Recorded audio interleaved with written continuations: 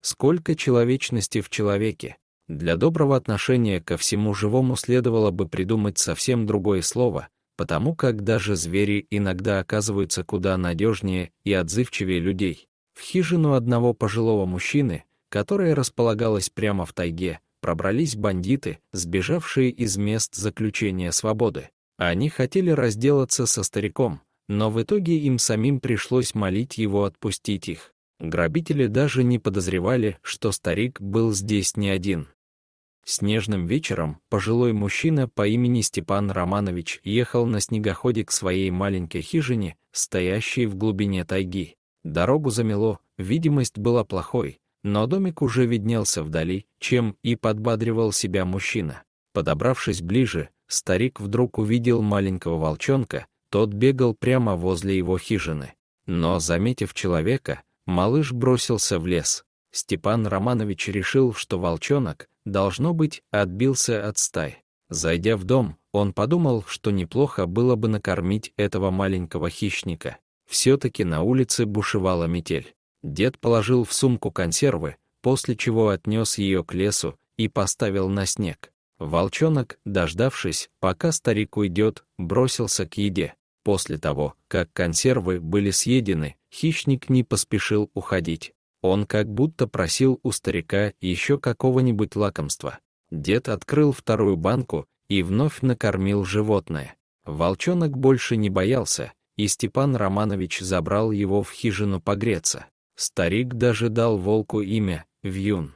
Волчонок улегся около протопленной печки, а вечером, когда метель стихла, отправился на поиски своей стаи. Теперь, когда Степан Романович приезжал в свой домик, Вьюн всегда приходил к нему в гости.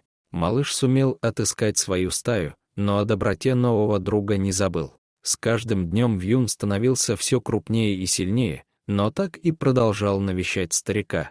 А тот, в свою очередь, неизменно впускал его в хижину, давал какое-нибудь угощение и даже рассказывал последние новости. Например, о своем самочувствии или о том, сколько рыбы было сегодня поймано. Волк с удовольствием слушал деда и вилял хвостом.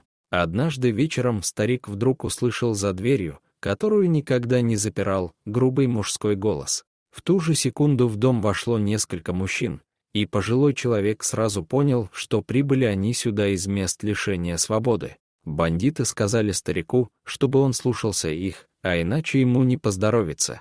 Один из них бесцеремонно ударил деда, и тот, конечно, кинулся на обидчика.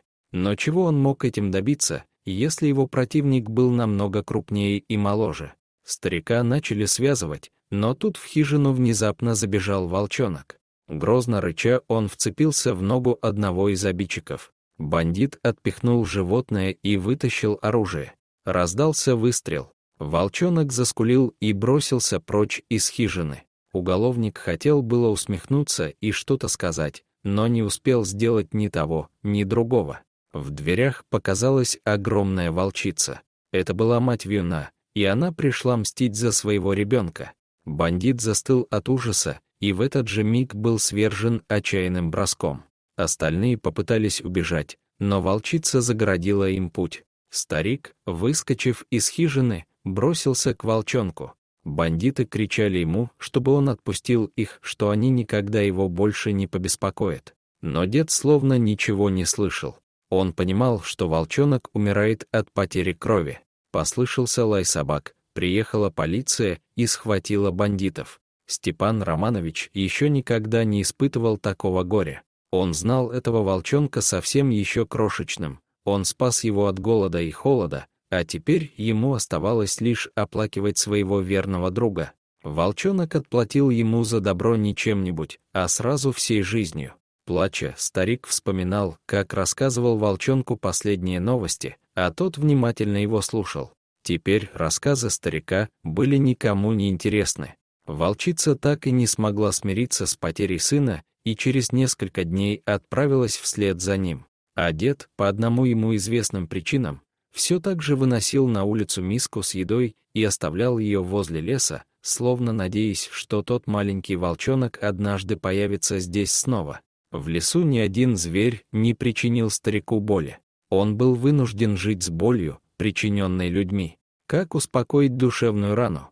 И как назвать доброту ко всему живому человечностью, если доброты этой так мало в самом человеке? Дорогие зрители, если вам понравилось это видео, то ставьте лайк и подписывайтесь на наш канал. До свидания.